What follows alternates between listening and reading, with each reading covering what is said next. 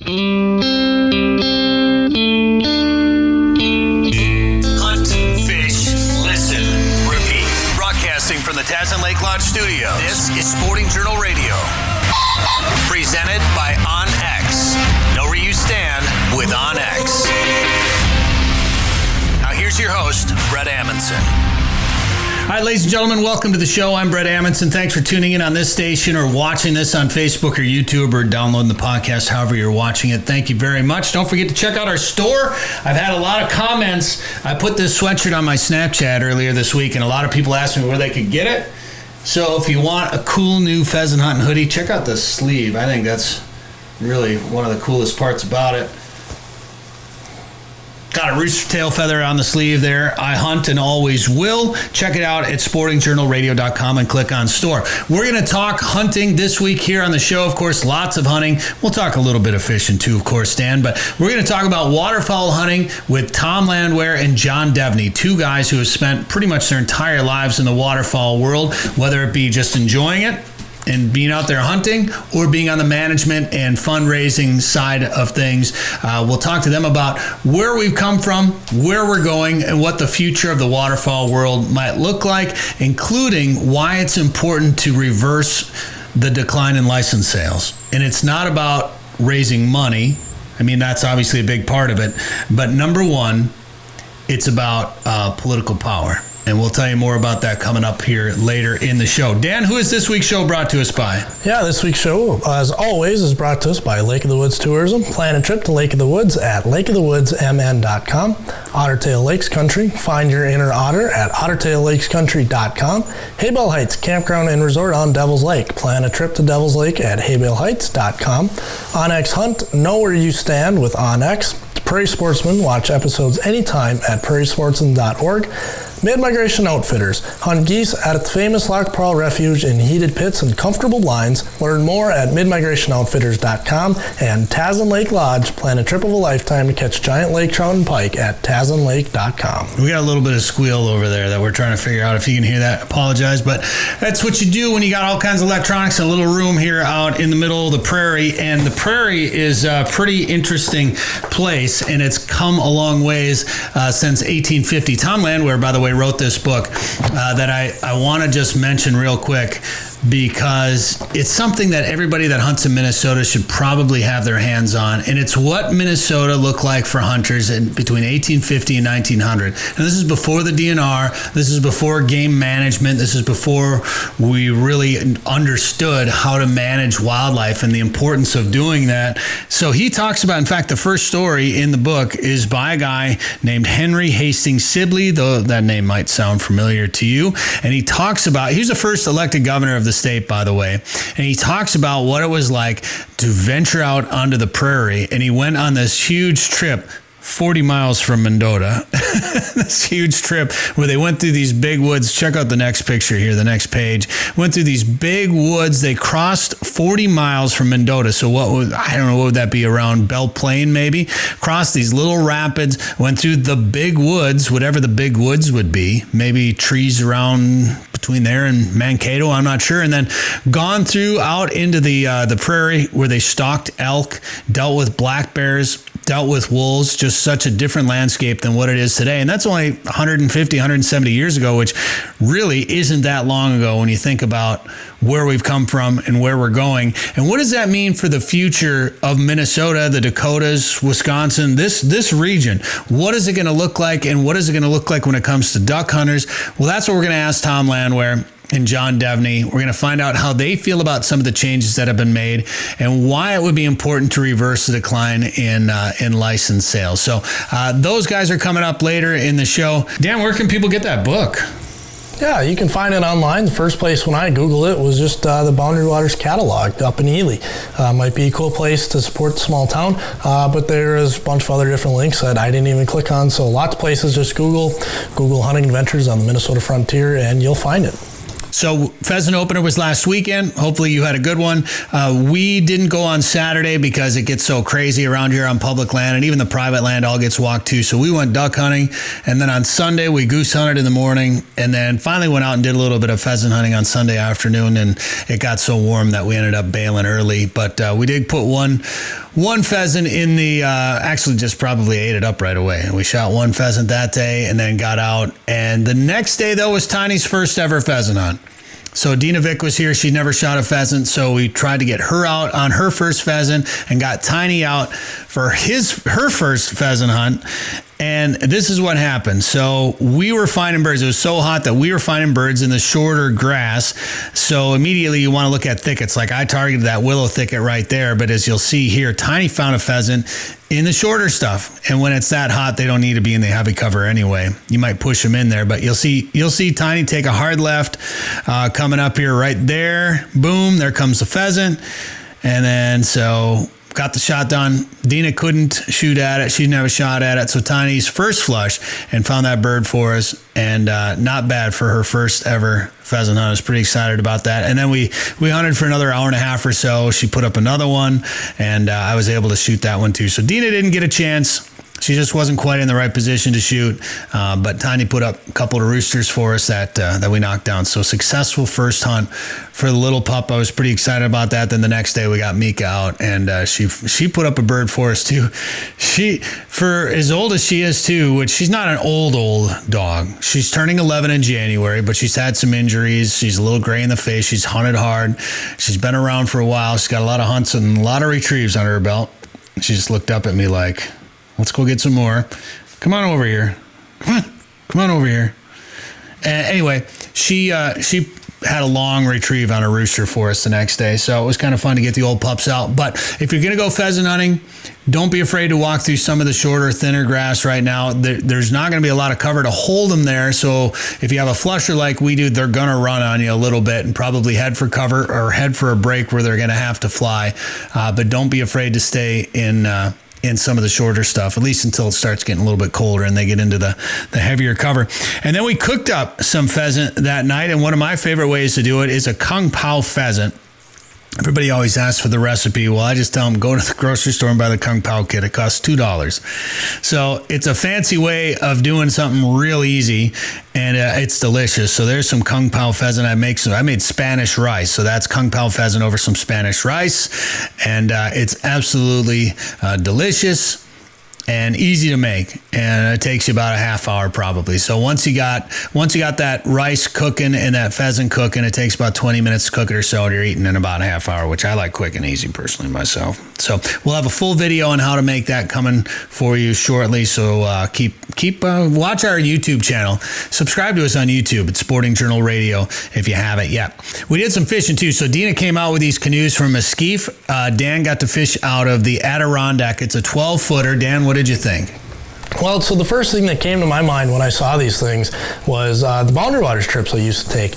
And, we'd always go with the family and whatnot, and so we'd have the bigger canoes, but people always talk about doing solo trips. And this would be the absolute perfect canoe for that. It's so light that you can carry it up and down the axis with one hand. Now, granted, portaging, you're not going to do that, right. But a solo trip, you might have 2 packs, a paddle, your life jacket, and the canoe. That might be it. So you can put the 2 packs on, you can make it portage in one trip with that canoe. It's going to feel like it's not even there. Put it over your shoulders. And it's a fairly stable canoe as well for how small it is, and it's tough. We were running them up on some rocks and stuff, and they're tough. And, we even caught some fish out of them too. So oh, yeah, look at that. They're not bad. We wanted some photos of smallmouth bass with the canoes, so we actually targeted smallies, which we don't do very often, especially this time of year, but we were able to find them, and found them kind of deep. Yeah, they're deeper, which is not super surprising, but becoming one of my favorite ways to catch fish, whether it is walleyes or bass, is the Ned rig, and that got it done. Once again, I'm convinced you can catch any fish on a Ned rig, and it is a fun way to do it. That's from Z-Man? That is from Z-Man, yep. Z-Man Ned rig, and that was kind of an orange...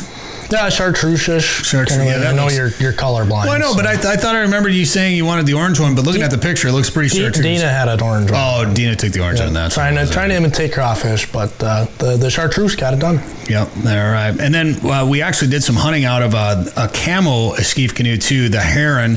And this one is a little bit bigger. This is a 14-footer. It's got 3 seats in it. So, and you actually just took it out with a couple bags of decoys, and we met you out there. That thing weighs about 70 70 pounds. It's got that square stern on it. So we're going to put a 2.5 horse Yamaha motor on that here and try it out this fall. But that was kind of a nice canoe to get around in too. Very nice. The very nice canoe. The camo on the inside's great, so you don't have to worry about birds coming over and flaring as much. That is still, a little bit of a concern, of course, but smart thinking by a skief on that part. Yeah, it's got an 800-pound carrying capacity. It's got the web seats with a central yoke seat, and you can put a 3-horse on it. We're going to put a 2.5-horse Yamaha on the back of that. So anyway, got to do a little bit of hunting and fishing out of some new gears, and we'll have more about those canoes, I'm sure, coming up later this fall. All right, we're going to talk ducks. We're going to talk duck hunting with Tom Landwehr and John Devney when we come back. Northern Minnesota's Walleye Factory is a year-round world-class fishing destination. The perfect getaway this summer is just a short drive to Lake of the Woods. Fish Big Traverse Bay, the Rainy River, or visit the unique Northwest Angle. To catch big fish, you have to go where the big fish are. Plan your trip to Lake of the Woods at lakeofthewoodsmn.com. That's lakeofthewoodsmn.com. 852 million acres of public land, 147 million private properties, all in the palm of your hand. The #1 hunting GPS app just got better. With hundreds of custom map layers, 3D and topographic maps, you can easily scout on the road or at home before you go. And now you can get important weather details, CWD detection, and even know what crops have been planted where. Get the most trusted hunting GPS app ever made. OnX. Know where you stand with OnX. All right, welcome to the show, everybody. I'm Bret Amundson. Thanks for tuning in on this station right here by downloading the podcast wherever you get your favorite podcast or by listening on demand at sportingjournalradio.com. Maybe you're watching this on YouTube or Facebook or Rumble. We're on Rumble now. All the places that you can watch and listen to the show. Thank you very much. Smash that like button or the subscribe button or follow, whatever button you have in front of you. Hit it and tell people to watch this because we got a great show for you. We actually have an in-studio guest, ladies and gentlemen, at home. Normally in the home studio, we don't have in-studio guests, but today we do. We have a special guest, and we're going to talk waterfowl. So we've got a couple of guys that have spent their lives pretty much in the waterfowl world and the outdoor world, and we're going to get their opinions on the state of waterfowling right now. What kind of season we've had so far, just overall what's going on as a trend in the duck and goose hunting world right now, and just kind of pick their brains and have them give us their favorite spots of trying to find where the ducks are right now. Maybe. We'll see what we can get. So first, in studio with us, Tom Landwehr, ladies and gentlemen. That's our in-studio crowd. Crowd goes well. There we go, right there. Tom, thanks for being with us. I appreciate it. Thanks, everybody. Yep, good to see you all. Yeah, and then via the software and the webcam, John Devney from Delta Waterfowl. John, how are you doing? Good. Glad to be on with you guys. Thanks for doing it. We appreciate it. So first of all, John, you're over in Bismarck. How have things been in North Dakota so far? It's interesting, Brent.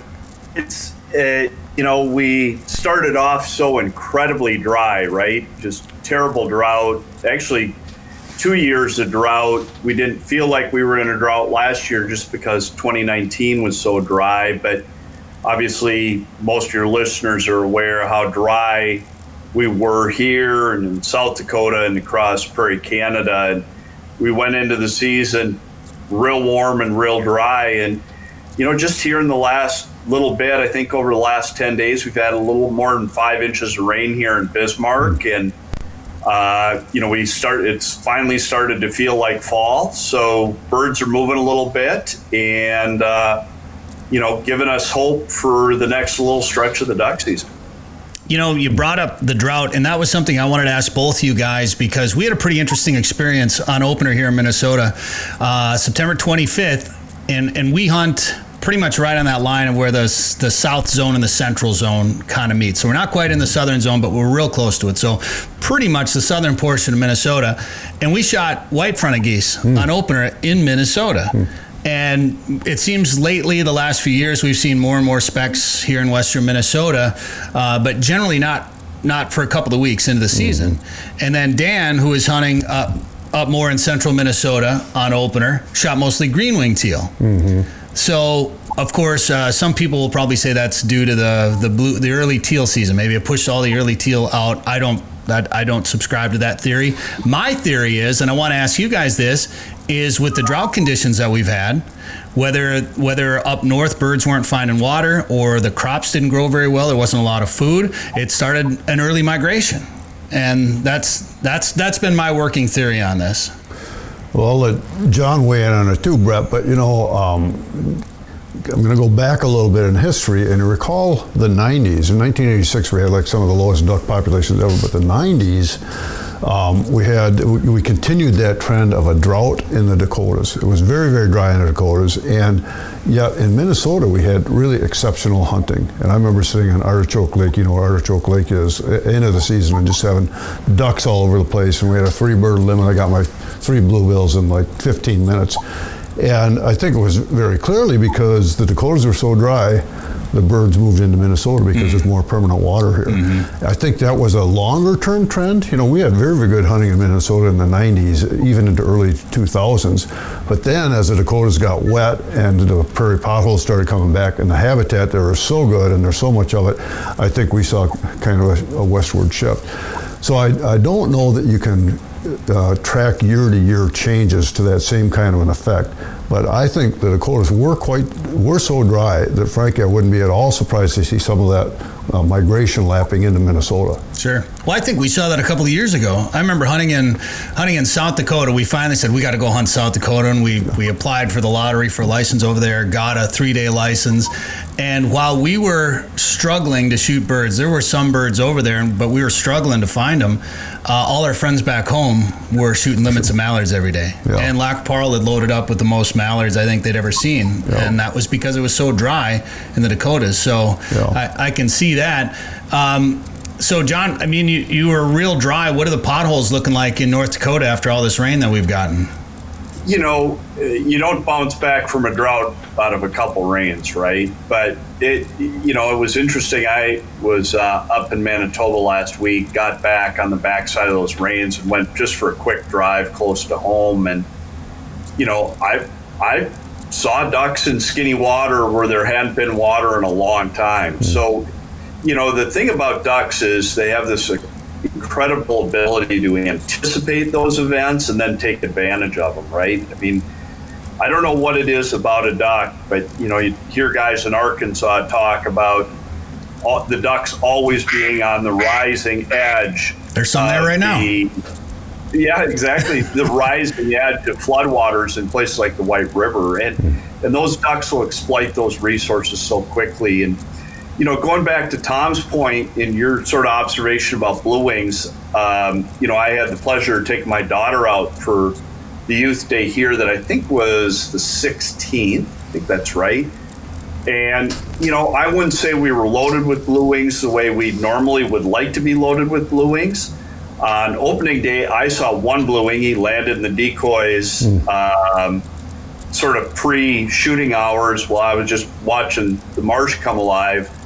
And saw what you did and saw lots of green wings. Now, this is a long way from science, but what I've seen living out here for 23 years now is when we have dry years, boy, we just don't hold our blue wings. They get going pretty quick. And so, you know, I'm sure Minnesota probably saw the same thing, is that with, you know, blue wings like a specific kind of habitat, and when it's not around, they're happy to move along further down the pike. Do you think what, Tom, maybe I'll ask you this question. Do you think what we're seeing this year could affect bag limits and you know, season lengths and things like that down the line? Somebody, you know how people get on Facebook these days. Somebody was talking about, hey, we're looking at a 40-day season next year. It's going to happen 40 days, and which, yeah, I kind of said the same thing. But what would it take for that type of scenario to happen, where they'd say, gosh, we got to shorten things up, we got to reduce bag limits? What's the threshold there, you think? Well, John is more involved now with the sort of year-to-year regulatory framework, but we're operating under a federal framework that sets season lengths and limits based on waterfowl breeding conditions, and we've been in a liberal framework for many years now, and it would take a dramatic decline to shift out of that adaptive harvest management category into something more moderate, which would bring us to a more conservative season. So I don't see that happening until you get into a multi-year drought situation in the Prairie Pao region, which to John's point, I think we probably are seeing the end of that. Well, I've kind of wanted to see more days, of course, which I think a lot of duck hunters will always like to have more opportunities, whether it's great science or not. But we seem fairly conservative in the Central Flyway, or the Mississippi Flyway, sorry, compared to some of the other flyways for whatever reasons. But I've probably discussed this with both of you guys, going back to that early teal season. Minnesota, first time we've had it since 62 or whatever it was, 63. Mm-hmm. What are your thoughts now that it's happened? I'll tell you my experience. We went out and hunted every day during the early teal season. It was 5 days at the beginning of September. We had chances at blue-winged teal, but when they were flying, if we didn't have 100% identification on them, we didn't shoot. And it wasn't until they got past us a few times that we said, oh gosh, those were blue wings. Unless they landed and swam into the decoys. That was the easy way to identify them. So we goose hunted. Oh, sure. We pretty much just hunted geese, but we had a spinner out there, and if teal came around, whatever, we could identify it probably. So we shot a couple of teal, but we mainly goose hunted. What did you hear from the Minnesota side here? What have you heard from hunters from their experience, and looking now a month into the season, are people happy that we had that early teal season? I actually didn't take part in it. We're moving and all kinds of other reasons I didn't get to take part in it. I know people who did. And, the challenge always in Minnesota is that we are a production state and a migration state. Mm-hmm. And so we have a lot of ducks here, a lot of brown ducks in September. And, it always cracks me up when you go to buy blue-winged teal decoys, because they'll sell you a drake decoy with a big white crescent on its head. And it's like, we never see a white crescent on a blue-wing in Minnesota, And it's not. It's more typical that most of the ducks you see on opening day in Minnesota are brown ducks, and so it is very much of a challenge to identify ducks, especially early morning. Typically you're facing southwest or southeast rather. The sun's coming up, you're seeing black shadows, and how are you going to identify a duck flying at 30 miles an hour? So, that's always been a concern. Minnesota's always been a very conservative state in terms of waterfowl harvest, because we've always had such a big impact. I think, one of the realities that we're facing now is we have half the hunters that we did, say, 40 years ago. We're down to 70,000, 80,000 hunters. We had 140,000 duck hunters at one point in time. We had some of the highest harvests of any of the states in the country, and so we arguably we should have been very conservative, because we could make a big impact on harvest.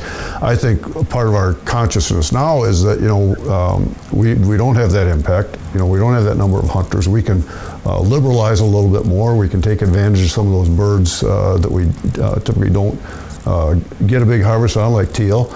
And assuming that hunters can do a good job of duck identification, that's not going to have a long-term negative impact.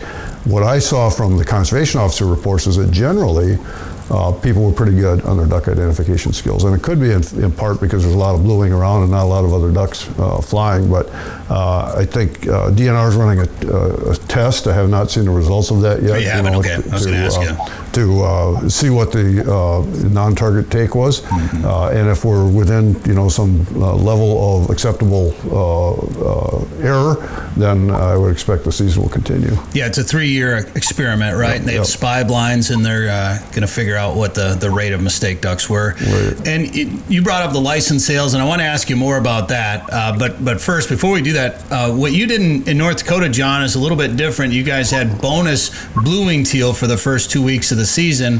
How did that go, and what do you hear from hunters? What are you hearing from hunters about that bag limit over there? Quite popular. I think in a state like North Dakota, where the hunting effort is probably a bit more diffuse than it is in places like Minnesota or Wisconsin or Iowa, that have more recently participated in those experimental seasons, I think it'd be hard to do spy blind stuff in North Dakota, just by the nature of the habitat and the way hunters distribute.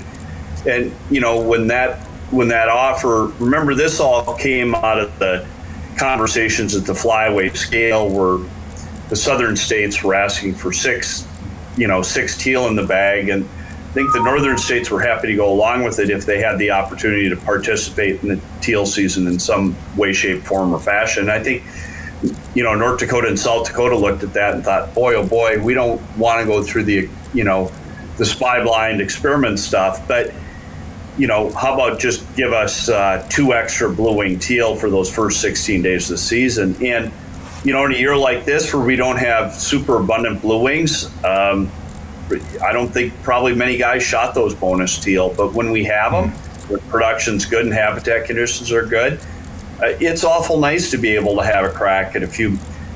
From my vantage point, I'm not that terribly interested in shooting mallards and pintail and some of the other ducks in September, just because, frankly, they're pin feathery, they're scrawny. Blue wings in September are almost always nice and fat. They make for a good table fare, and so it's pretty nice to come home with, it doesn't happen a lot, but a guy can come home with 8 blue wings on the strap early in the season, and that's a great opportunity. And again, as Tom pointed out, blue wing teal are super abundant. They're subject to really low historic and contemporary harvest rates. Probably one of the more short-lived duck species, kind of, not quite boom or bust, but, we should take advantage of them when we have them. And so I think I'm pleased with what the North Dakota and South Dakota Game and Fish did. I think it was a great solution to sort of the circumstances we have here. So one of you guys maybe can help me out with this a little bit. If I remember correctly, it was a bonus 2 blue-wing teal or an early teal of blue or green wings, correct? You guys remember that? That was the option, right? Yep. Do you know why it wouldn't have been 2 bonus green wing teal? Is that because you can shoot all the ducks, and if you got your ducks in hand, you can identify the green wings and blue wings better? I'm not quite sure. I think, the teal season is primarily made for blue wings. Right. If you go down, if you're in Kansas in September, or you're in Texas or Louisiana in September, especially early in those seasons when most of the harvest is taking place, it's mostly blue wings. Yeah. As the season goes on, you start to see more green wings creep into the bag, but green wings get, I wouldn't say heavily harvested. They're amongst the most harvested ducks. And so I'm not quite sure what the negotiations were. In fact, I have to remind myself that they're not 2 bonus teal, they're 2 bonus blue wing teal. Right. The season every year. Because it is different. If you're in Illinois during the teal season and a green wing flies by, he's fair game. And so I'm not quite sure how it came to be, but it is what it is. And I think it's right-minded because, those seasons were primarily oriented around blue wings. Last year, John, you had a number of duck hunters traveling to North Dakota because of COVID. They couldn't get into Saskatchewan or Manitoba. What are you seeing out there this year? I haven't been out as much as I would like, but the reports I'm hearing is it's pretty busy. I think there's some people that still didn't want to piddle around with, crossing the international border. I guess I can understand that, although I was amazed how simple the process was when I did it last week for the first time in a long, long time. So I think it's busy, and, I think it's interesting when hunters find places, where we had potentially last year some displaced hunters from Manitoba and Saskatchewan that came to North Dakota. I think probably a lot of those guys looked around and said, maybe we're going to do this for a few years. Mm-hmm. Now, the habitat conditions last year versus the habitat conditions this year, pretty different. The marshes look different, a lot of dry ponds. But, I think probably, the hunters that came out here found some success last year probably said, well, heck, we're going to go back and do that again. I'd be curious to hear what happens to some of those, because we definitely lost some of our sloughs when they dried up. You know, the farmers reclaimed them, and I'm not going to fault them for that, because they were probably farming them at one point, and you know, they're trying to get some of their land back. It's just you know, unfortunate for us duck hunters and pheasant hunters, for that matter, too, to lose some of that habitat out there. And when it comes to those license sales, go ahead, John. Is we don't lose those wetlands necessarily, unless they put ditches or drain pipes in them, right? And you know, and I've been away from, you know, Minnesota for 23 years now, but you know, it probably does a lot of Minnesota habitat a lot of good, frankly, to get dried out a little bit. Get rid of some of that hybrid cattail. One of the ways to do that is have a farmer run a sickle bar through it. And if that stuff goes into production, but the hydrology hasn't been changed, that'll be back to good habitat in the future, where I would guarantee you that a lot of stuff had been pretty degraded over time. Tom will know this. Tom worked with a team of really dedicated, you know, shallow lakes and small wetlands people in Minnesota. And, you know, frankly, those resources, probably the best thing for Minnesota hunters is painful this year, but some of that habitat right now, frankly. Well, and it's to that point, John. For the average person, you know, when we go to wildlife management school, we learn all about the Prairie Wet Dry Cycle, and that is actually, you know, the prairies have adapted under this irregular cycle of wet and dry. And when prairies dry out, the ponds dry out, kills the muskrats, kills the carp, kills everything that you don't want in that pothole. In cases of agricultural fields, they may get plowed up, but it will get wet again. And when it does, you know, over a period of years, you know, the cattails come back, the muskrats come back. It makes really prime duck habitat. And so this Prairie Wet Dry Cycle is something that's been recognized by waterfowl managers for a long time and actually appreciated. And when we talk about things like Marsh Lake, where we've now got a drawdown structure on there, that's the purpose of those drawdown structures, is to emulate that natural cycle, because we've, you know, sort of screwed up the plumbing so bad that we have to force a human intervention on it now. That Marsh Lake project was quite a project, and it's working. Yeah. It's not working. Stay far, far away until next year. I mean, obviously. Swan Lake, right? Swan Lake's another example where, you know, obviously, I'm sure there are a lot of frustrated guys that can't get 16-foot boat and 40-horse outboards in it. Yep. But, you know, what that'll do is reset the vegetative regime, kick off submerged aquatic vegetation, invertebrates, and, it's sort of a, modicum of pain now for a long-term, more resilient system, more productive. Yep. When you have those projects that are successful like that, that increases more access for waterfowl hunters. And I want to ask you guys, in the trend of license sales, we're obviously seeing a reduction, and part of it, I think, is kids aren't being introduced to the outdoors as much. They don't have the tradition of their father and grandfathers maybe taking them out, or mothers or whoever. They're inside, electronics, all that whole argument. But I think the bigger argument is access. And I want to get your opinions on how waterfowling has changed.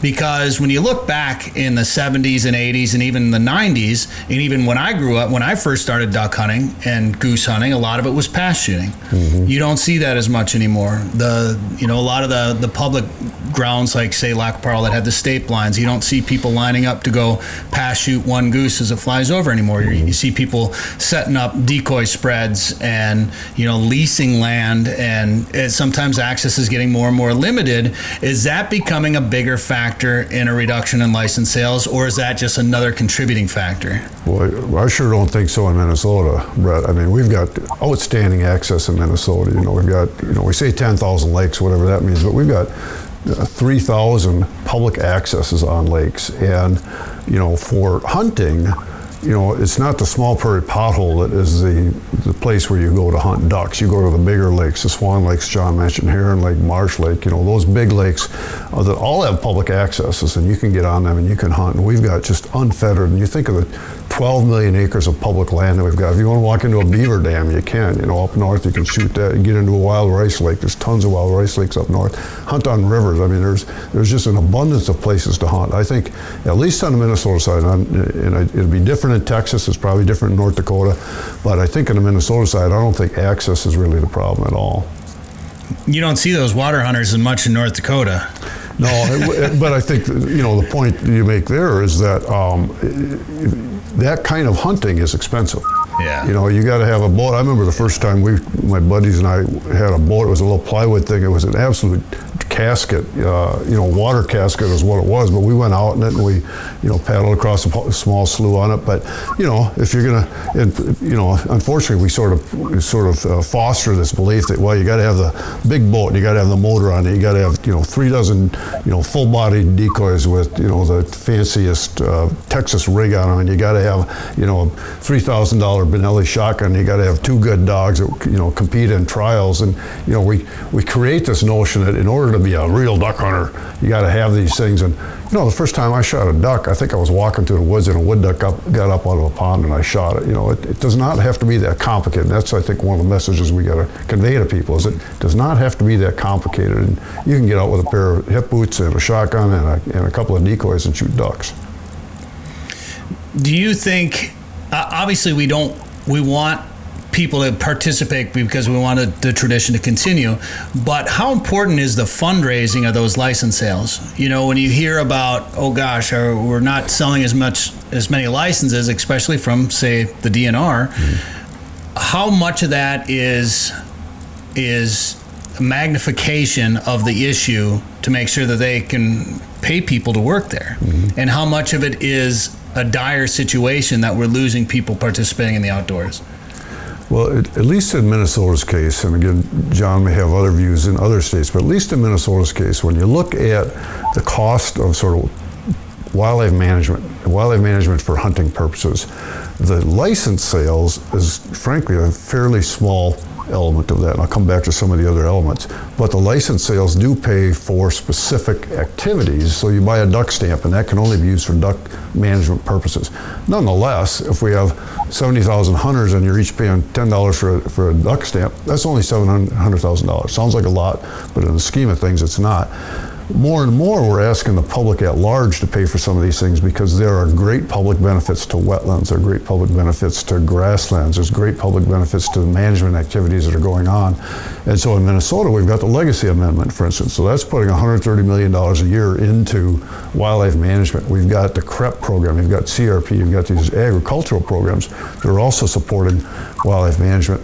The hunting and fishing fees pay for hunting and fishing management activities, not so much for the habitat work, and that is where it's important. But even there, it's, some of that fee funding is coming from the general fund to cover some of those activities. Wildlife law enforcement, for instance, should not just be paid for by hunters and anglers. When warden takes on a case of somebody illegally shooting a wolf, well, why should hunters and anglers be the sole bearers of that? So we do spread the cost across society at large, but those dedicated fees, those pay for very specific wildlife management activities. They're very important. So keeping numbers up is important for that, but I would argue that it's more important for the political strength of having a hunter base. That is important. You got to have it's strength in numbers for sure, and it's important that we continue having a way of life that we enjoy to continue into the future. And I will say this too about Minnesota. One thing, we've all done a little bit of traveling, and I've traveled to a lot of different states, and particularly a lot of the discussion revolves around the fishing side when it comes to this. Sometimes those of us that live in Minnesota, we take for granted the outdoor opportunities that we have. Right. And I'll talk to people that live out east or down south, and they'll say, wait a minute, y'all can just go to that lake and start fishing? Because a lot of times it's down south.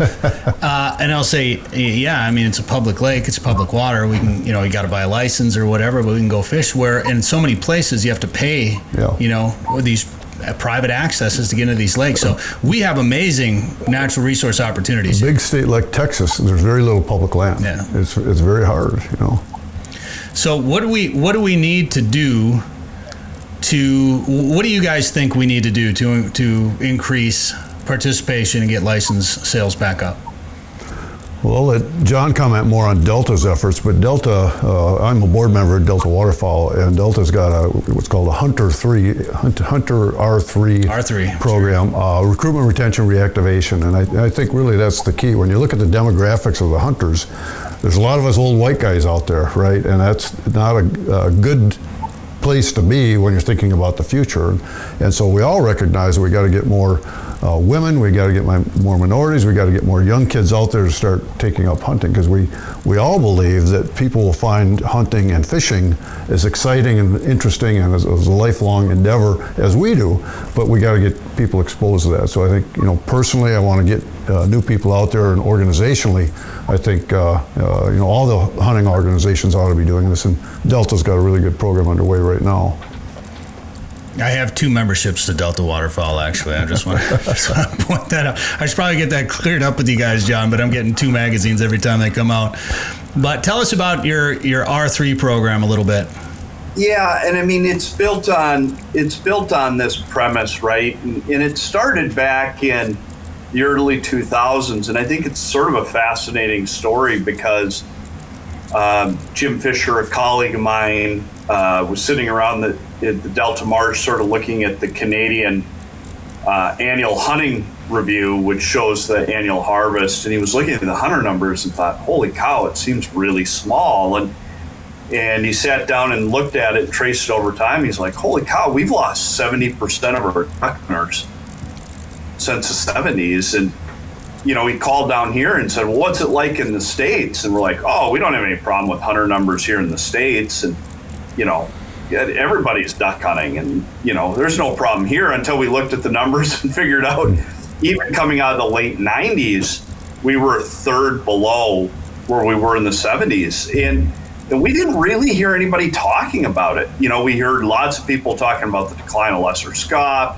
We heard lots of people talking about the decline of pintail and those crises, or black ducks, and we didn't hear anybody talking about duck hunting. And so, it started with, I think in 2001 with the first ever youth hunt in Canada that we worked very hard to get the statutory authority for.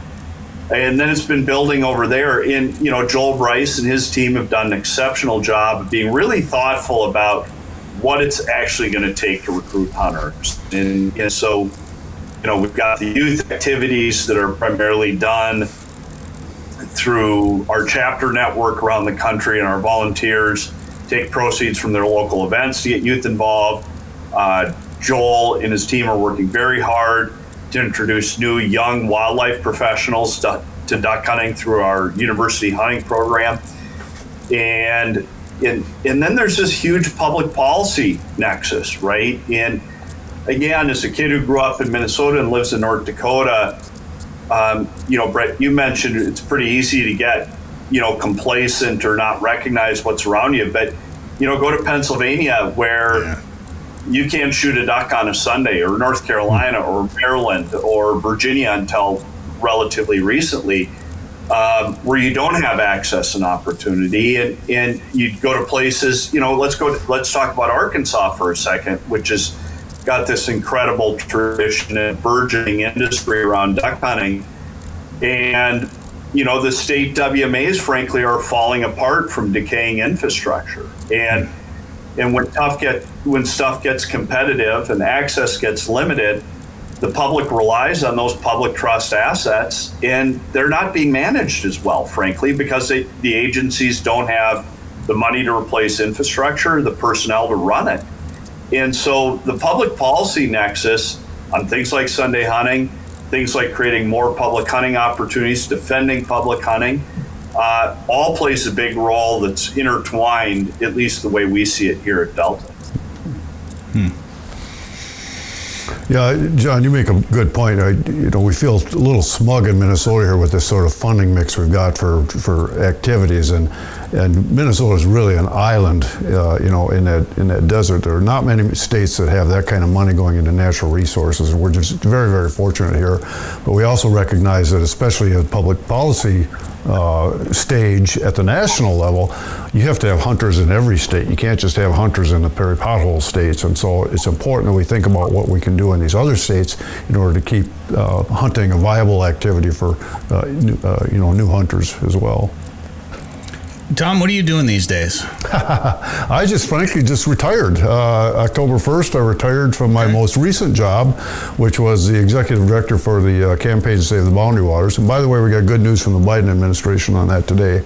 I just retired October 1st. I kind of mentioned quickly to you, I'm between houses. We sold our old house on September 2nd, and the builder on our new house has run into all kinds of COVID delays, and so hopefully we'll move in next week, but as a consequence, for 2 months I have been living in my travel trailer.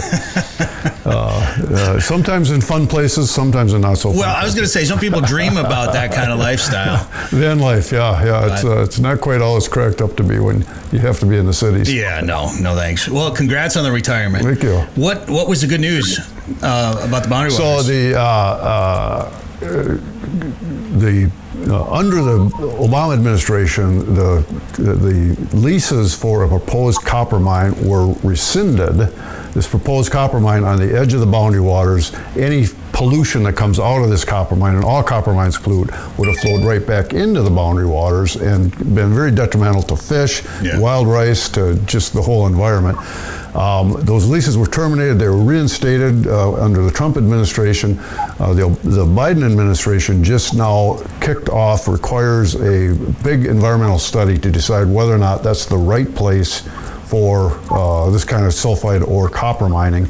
And there's going to be a public comment period. There'll be a lot of information about that coming out pretty soon, but we're hopeful that the science is going to prevail, and it's going to become clear, as it was in 2016, that this is no place to do a copper mine. It's going to be devastating to this immense natural resource that we're, again, very fortunate to have here in Minnesota. Yeah, it's always a tough one because you want to give people an opportunity to have jobs and to work and support the economy and things like that, but you just have to be smart where you do things like that. That's right. Not every place should be mined. Right. Not every place should have a nuclear reactor. Not every place, should have a gun range next to it, frankly. And that's just, part of our decision-making process is let's decide the right places to put certain things. The Boundary Waters is a special place. It is extraordinarily special, and I hope to spend much more time up there now in my retirement. So you've been out as you were commissioner. Is it four years now? Is that 2019? February 2019. 2 years. Yep, 2 years. Yep. All right. So are you? I want to ask you what you think about the last 2 years, but maybe how about we do this? Are you less stressed? Is there less stress in your life since you've not been commissioner? Not as long as I was working, because protecting the boundary waters was my most recent job, and that's pretty stressful. Things were not going in the right direction for the last 2 years of the Trump administration, frankly, and so it was very stressful, and we're working very hard to protect the boundary waters. Almost every job in conservation, almost every single job in conservation, if you aren't making some people upset, you are not doing your job. And so, from the time I started as a wildlife biologist back in 1981 until I retired, I knew some of the stuff I'm doing is making some people mad, and you just have to accept that if you want to truly have an impact on, making Minnesota or the United States a better place. There's no way to please everybody. Absolutely not. And that when it comes to politics too, I always feel like that's the right gets the conservatives get conservation wrong a lot of times. If that makes any sense, I've never understood that. But you can be pro job and still be pro conservative and pro conservation. And you think of the boundary waters. You think if you spend any time in Ely, if you spend any time on the Gunflint Trail, there are big. Not big industries, but there's a lot of businesses that are dependent on the boundary waters. The outfitters, the gas stations, the hotels. It is not as if keeping a wilderness means you're not having an economic impact. It just is a different, diffuse, as John used the word for hunting. It's a diffused sort of economic impact, but it's very sustainable. It will be there forever, and we need those places. We need wild lands. All of us hunters and anglers realize this. We need these wild lands just to regenerate our soul, and I think of those poor schleps in Iowa and Kansas who don't have wild lands, and what a big part of our life that is. Oh, and we're very fortunate, and I don't always agree with everything that's taken place in Minnesota. It comes from management, of course. Not everybody's going to agree on everything. It's impossible to think that way, but we're very fortunate with the opportunities that we have here, and I'd like to see them continue that way. Yeah. You made some changes during your time as commissioner. There were some changes made to the waterfowl structure, the season splits and the 3 zones, which I thought were great. And I feel like the season really, there's always changes, but I feel like there were some, I don't want to call them major changes, but some fairly major changes taken during that time. Yep. Now, this year we've had a few more major changes. Yep. Overall, what are your thoughts on some of the changes? We talked about early teal a little bit. The spinning wing restriction was removed. The sunset closure was removed. The Canada goose bag limit was increased. They shortened the split in the south zone, which at this point, it's the central and the south is pretty much, it's almost like 2 zones now.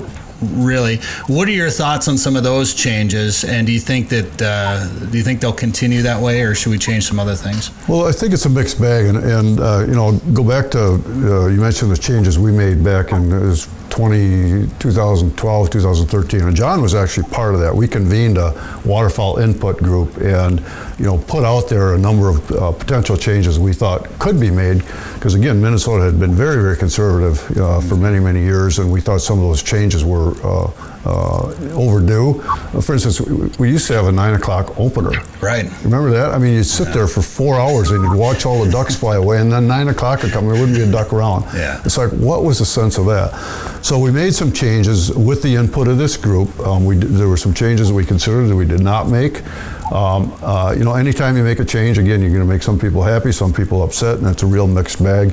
I think some of the changes that were made this year were some we should have made. Spinning wing decoys, that was one I thought we should have changed. We did not get the opportunity to do that. But, I'd offer on a 4 o'clock closure, there's very good science on a 4 o'clock closure, especially in a state like this where we're a production state. There was good research done on the Chippewa National Forest that showed that when you have a sunset, allow shooting till sunset, you're shooting your breeding birds. And so we kept that in place. Now, well, our offer is based on the previous observation. We have half the number of hunters today that we did back when some of those studies were done. Perhaps it's not become an issue anymore. And so if the current science suggests that you're not going to be over-harvesting birds by going till sunset, we should go to sunset. Normally we scout in the evenings anyway, so the sunset was never really a big deal for me. This is one of those things that's kind of an urban myth that you're going to go out and you're going to get the sunset flight, right? Well, most of the ducks come in after sunset. Yeah. That's right. Yeah, just to Tom's point, I was looking at some data, and in 1999, Minnesota was killing 272,200 mallards. There were 633,700 days of field by hunters. Okay, that was in 99. Most recent estimate had Minnesota shooting 98,723,000 mallards in 263,500 days of field. Wow. So, so the mallard harvest is down by, I'm not a great math guy, but more than half. Duck hunter days of field are down by way more than half. And I grew up a kid in Minnesota that thought every duck was sacred and conservative bag limits and all the rest of that stuff. And we were doing it right and Louisiana was doing it wrong. I believe that stuff. I've still got my helicopter hanky by helicopters after Dennis Anderson's writing in the start or back in the papers during the duck crisis. But the fact of the matter is, I find it almost unbelievable at the current rate we're harvesting ducks in a place like Minnesota with the number of hunters and the number of hunter days of field, that we're going to do anything bad to duck populations. Frankly, I don't think we can do it at the U.S. scale, because we see the same trends that we see in Minnesota at the Mississippi and Central Flyway scales as well. Is we just don't have, I think people are perceiving that we still have the guns in the field that we did in the 70s. In a lot of ways, I wish we did, but we don't. And so hunters' ability to sort of harm waterfowl populations at this point, I think, is very significantly muted. And Judd, you mentioned Canada earlier. I don't know the specific numbers, but I think Canada's lost 80% of its waterfowl hunters. Yeah, it's down over 70%. And if you look, if you look in 1974, just that year stands out because both Saskatchewan and Alberta shot more mallards in 1974 than Arkansas did. And I mean, that's just not happening. Yeah, there are American hunters that go up and pound the hell out of ducks for 3 or 4 days here and there. But you can't replace an army of farm kids with 870s. I mean, you just can't. And so, Canada's harvest, I'm hearing from hunters in the South that, you guys are killing all the ducks and you're killing all the baby ducks. Well, I mean, that's a nice story. And yeah, I know you saw a video of Rich and Tone up there having a great shoot in Saskatchewan, but the real numbers tell you Prairie Canada and including North Dakota, we're shooting baby ducks in the 70s, and it ain't even close. Well, that discussion could be about more food on the ground. I mean, they talk about short stopping and all that, and eastern Arkansas is having some issues, and so there's a lot of factors at play, I think, when it comes to if there's actually an impact on what's going on down there. I don't obviously, we're not shooting all the ducks up here. I want to shift gears for just 1 second because I want to go back to something we were talking about earlier, and that's actually we're still kind of talking about, but hunter numbers and the impacts that we're having. When you talk about it being the political force, the power in numbers, and why it's important to have more duck hunters. Give us the doomsday scenario. What do you guys think? If we continue to shrink, what does the future look like of waterfowling? Well, I'll weigh in here, Tom. I mean, Minnesota hunters have benefited immensely, as have hunters everywhere, from something like the Conservation Reserve Program or the CREP program, and which is a derivative of the Conservation Reserve Program. Well, I got news for you. I know who's working on those programs in Washington, D.C., and I know who's writing letters to legislators on those programs in Washington, D.C., and they're DU members, they're Pheasants Forever members, and they're Delta members. And when you lose those people to care about those things are not going to be important anymore. I don't think a soccer mom in Eden Prairie cares about CRP the same way a pheasant hunter from Chaska that wants to go out to Stevens County and shoot pheasant studs. I don't believe it. And Tom's right. These habitat programs provide a diversity of benefits to the public at large, but from my perspective, the public at large rarely does anything. So it's always going to be the sportsman, sportswoman conservationist that is going to champion the important issues that these resources face. And so as we lose duck hunters and pheasant hunters and other sorts of hunters, we lose the voices that move the public policy needle. That's from a guy who's been working on this stuff for 23 years. I've been hearing fairy tales about the public at large willing to engage in these issues for years, and I know who's at the meetings and I know who's not. Yeah. So that may be a little binary, and I may be a little grumpy because I paddled too few ducks yesterday. That's my story to it. Well, John, I think one of the important points that you make is that the bugaboo here is not necessarily anti-hunters. Certainly, that's always an issue, but CRP Conservation Reserve Program, when you go back to 1979, 1980, right before CRP was created, there were agricultural programs that were intended to take land out of production. It was help me out, John, APR or conservation. There was Soil Bank back in the 60s. Soil Bank, and there was an annual program. I want to say it was ARP or APR or something like that. But it was you were, as a landowner, you were allowed to set aside your land for 3 years, and then you got a deficiency payment as a result of that. And actually, some of the research came out of Minnesota. Al Berner out of Medelia did some of this research. What he did is he looked at the production of game birds, pheasants and ducks, on those kinds of acres. And ACP, that's what it was, Ag Conservation Program. What was happening as a result of that short-term habitat. What he found is that it was actually detrimental to have that 3-year program, because those birds would get used to nesting in this area. They come in and they nest, and then the next year they'd be mowed up, or the habitat would be gone. And so you did not get any long-term benefit from ACP. And so it incentivized the Fish and Wildlife Service to create what they called the Mid-Continent Project. You maybe remember that, John, where they were looking at how do we use private lands, because most ducks come off of private lands. How do we use private lands to maximize duck production? And out of that grew Conservation Reserve Program and the Wetland Reserve Program. But they would not have been passed through Congress if somebody wasn't there pushing those. So you look at the 36 million acres we started with in CRP back in 1980, 81. It was the single largest conservation program ever in the United States. And from the standpoint of birds, both ducks and pheasants, the best thing that ever happened. In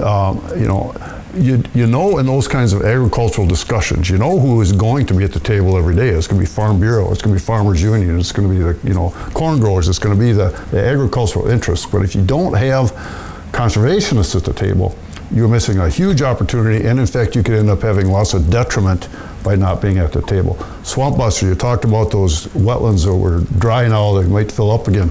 Swamp Buster saved millions of acres of wetlands in Minnesota and North Dakota, and without conservationists constantly pushing for that, we would lose those. And so we lose all of these public benefits, we lose that floodwater retention, we lose the pollinator habitat, we lose all of these public benefits, but it is that handful of voices that are powered by the grassroots that are making the difference. Right. Yeah, you do. To your point, John, you do hear about people saying, we need to do this, we need to do that, but it is these conservation organizations that are the ones actually doing the work, and the biologists with the boots on the ground actually doing it out there. And as long as they're getting funding, they can continue to do so. And with COVID happening the last couple of years, some of those conservation organizations have struggled. They've had to cancel banquets and fundraising efforts. How have things been going at Delta lately?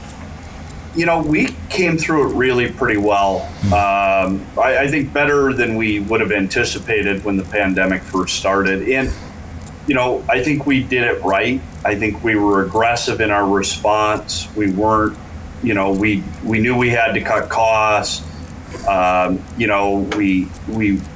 We did it without having to do layoffs, but we did furloughs to save resources. And we worked our tail off to raise money. And what Delta did, and I think a lot of our colleagues did as well, is, we didn't spend a lot of time, sort of complaining about the pandemic. What we did is we spent a lot of time talking about what our value proposition was for duck hunters. And so, we came out of it really well, Bret. And, I think we all learned a lot about that. We had major donors step up in a big way. We had our volunteers that in places where they could hold events that frankly blew us away. I mean, we had some events in Iowa last year that were just, Iowa was one of those places that came online pretty early. Our volunteers worked their tails off and had great events, and we saw that replicated all across the country. So, I mean, if you're in the seat that I'm in full time every day, we work for these people, right? And I think it was sort of another moment to reflect on how our organization is so incredibly dependent on the goodwill of others, and how important it is to be considerate of those resources. Because, people prioritized Delta Waterfowl in the pandemic, and we're incredibly appreciative for that. Do you guys think that this has given us an opportunity to find new ways to raise money for these organizations? You hear people talk about, well, gosh, I don't need to win another shotgunner. I don't need, which is just crazy talk, by the way. I don't buy it. That's crazy talk. But I don't need another print. I'm running out of wall space. The old fundraising banquet model of everybody gathering and having a couple of beers and winning prints and shotguns. I don't mind it. I love prints. I'll always find more wall space, or I'll donate prints to somebody else. And you can never have too many shotguns, let's be honest. But is this giving us an opportunity to find new ways to go out and engage people, to become members of your organization, and find new ways to fundraise?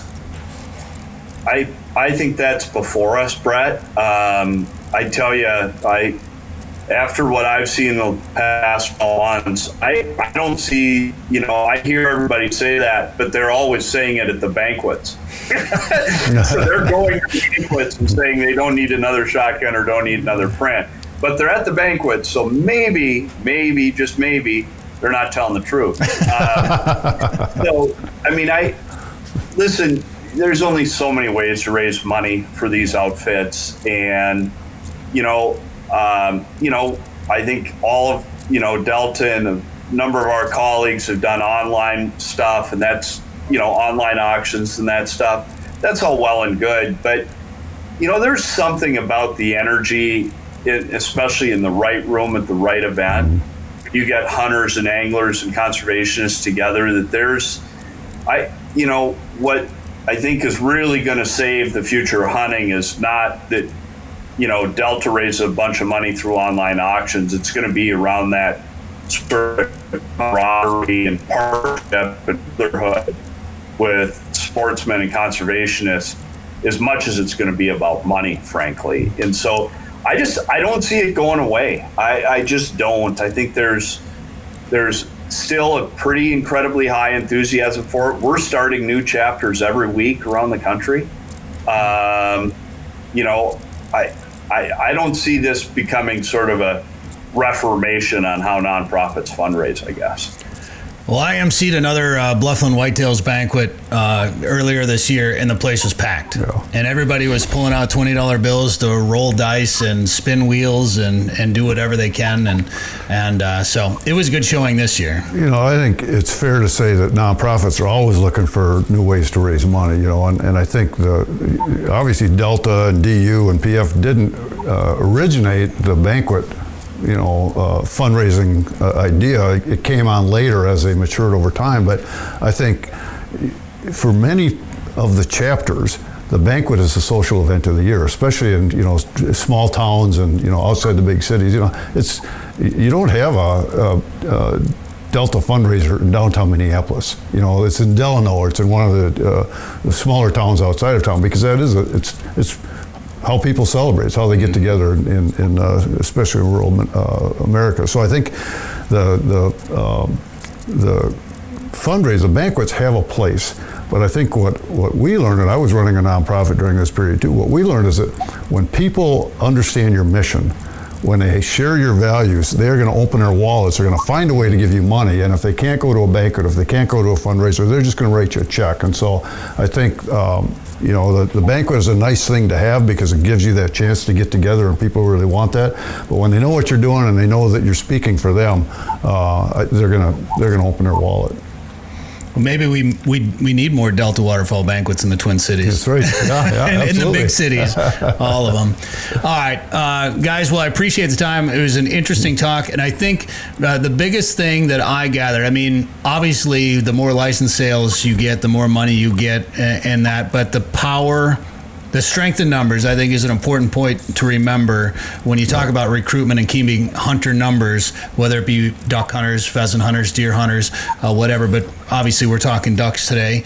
There is strength in numbers, and the political power you have when you have a big group of people with a shared passion for anything, for conservation, for duck hunting, whatever it is. The power that amount of people can hold is pretty important for us to continue doing what we're doing and having places to do it. It's all about habitat and access and all that stuff. So, John, thanks for joining us in Bismarck. Thank you, guys. hopefully next time you go paddling, you're a little more fruitful. My outcome will be a little more productive. My back won't be as sore, and my game strap will be heavier. That's what we always hope. Absolutely. And Tom, of course, thanks for coming into the home studio. This is an impressive place here. I got to tell you now, and I know where all your money is going. So it's all of these things on the wall and camera gear. Yeah, because it's not the truck I drive, and obviously. But congratulations again on retirement. Thank you. Gentlemen, thanks for being on the show. All right, thanks for having us. Take care, Bret. Devil's Lake is legendary, and this summer has been legendary for walleyes. Don't miss out. Call Haybale Heights Campground and Resort today to book one of their modern cabins on East Bay. The cabins are furnished with a full bathroom, kitchen, and all the amenities like high-speed internet and are clean following CDC guidelines. Staying at Haybale Heights gives you full access to a private boat launch, fish cleaning station, and beach area. Learn more at haybaleheights.com. That's haybaleheights.com. Plan your trip to legendary Devil's Lake today. Sporting Journal Radio is a division of Macaba LLC. If you've got a question, comment, or story idea for us, send us an email. Go to sportingjournalradio.com. While you're there, you can learn how to advertise on the show and visit our store for hats, hoodies, coffee mugs, and more. Go to sportingjournalradio.com.